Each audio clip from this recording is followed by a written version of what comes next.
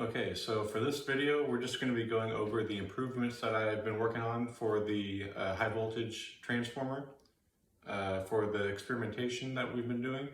So at the end of the last video, we were doing some discharge experiments and found that once the current going through the transformer got to a high enough level and the potentials induced were high enough, we actually got a whole lot of arcing inside of our transformer.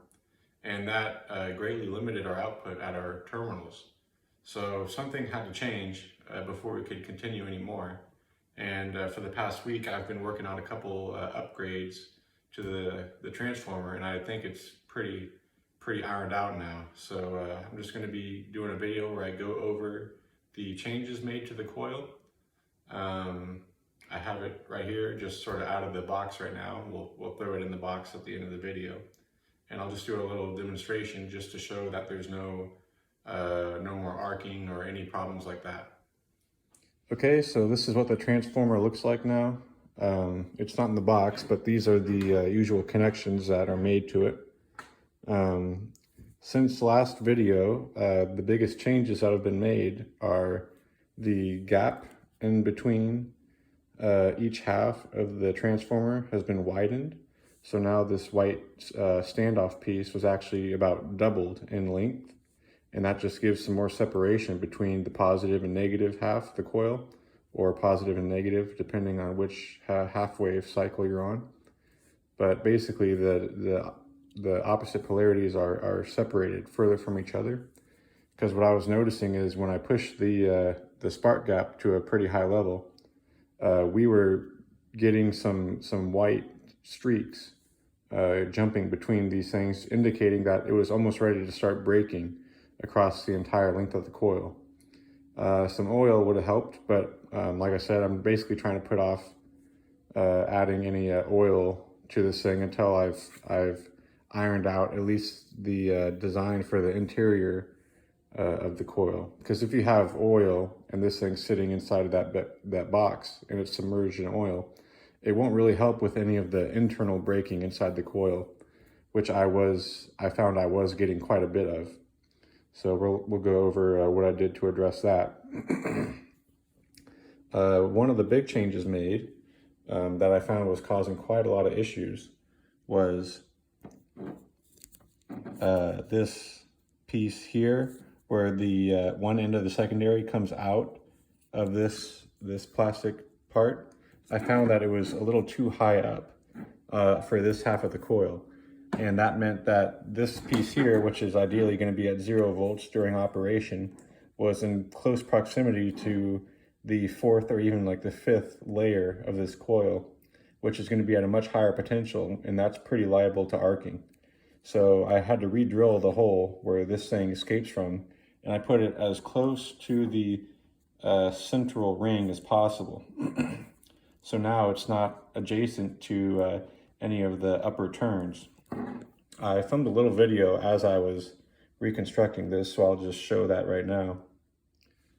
Okay, and then one of the other changes I made was I went ahead and added a whole lot of insulation just by doing a double layer of electrical tape right here. So where I bring out these different connections on the back side of the coil, the connection that goes across the secondaries and these primary coils, I went ahead and insulated the sidewall that's adjacent to all these connections.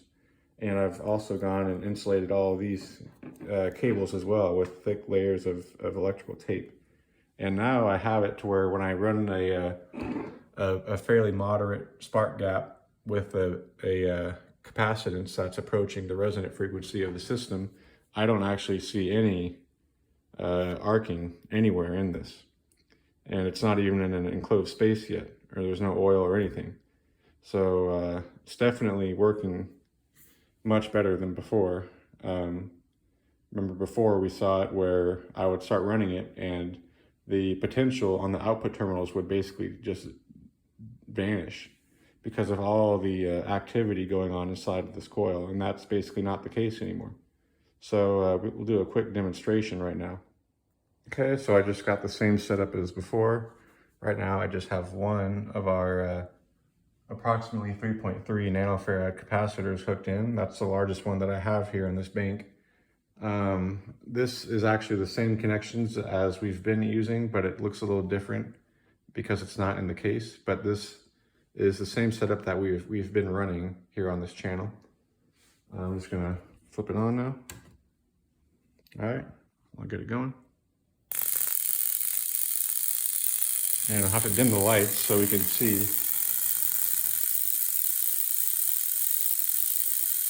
There you go. That's better.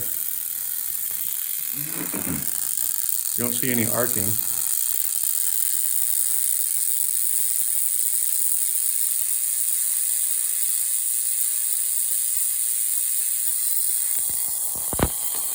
So I've got it going pretty good right now.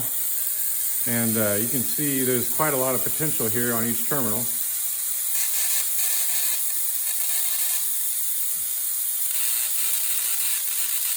You can go across both right now.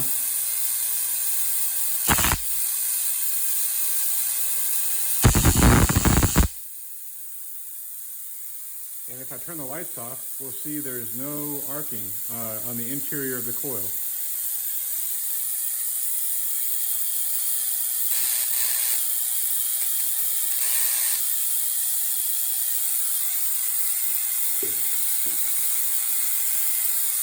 So that right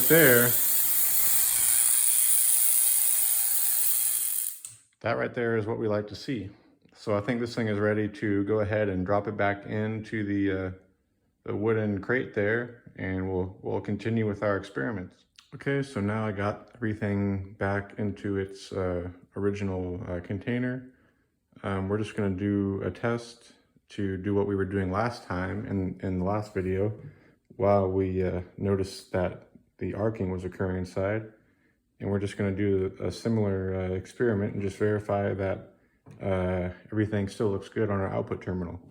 And at that point, we can say that the fix worked. So let's just dim the lights a little bit.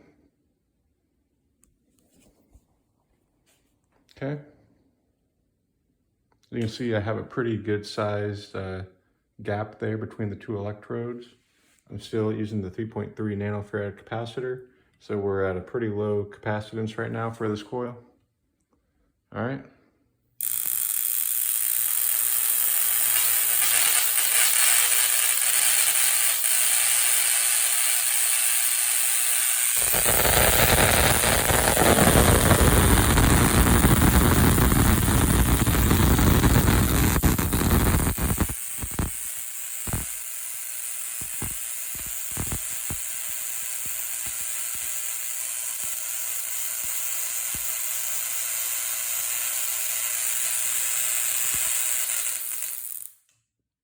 All right, so I'd say we're looking pretty good.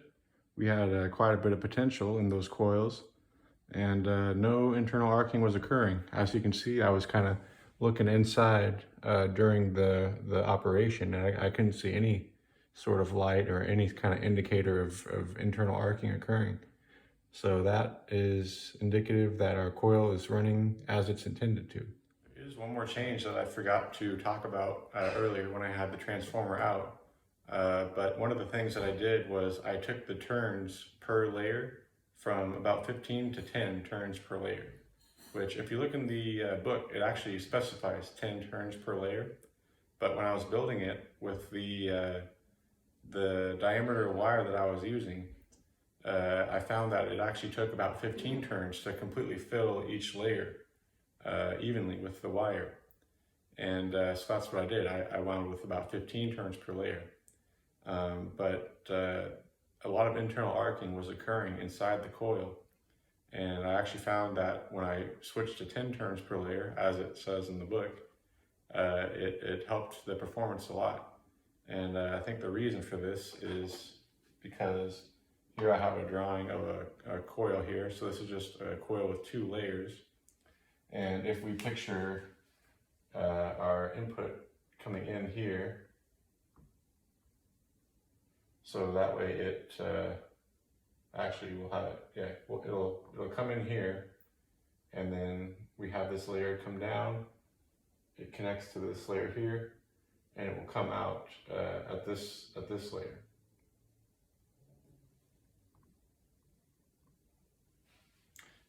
So basically what we have is, maybe I could take it over here just to see a little better. But what we have is, we have the input here. So let's just say this is our max voltage. And then as we go down this layer, that voltage is steadily decreasing more and more and more. And then it connects to this second layer here, and the voltage decreases even further. But you can see between these two adjacent layers here on this end, we have the total potential difference across our whole input voltage is across these two turns here.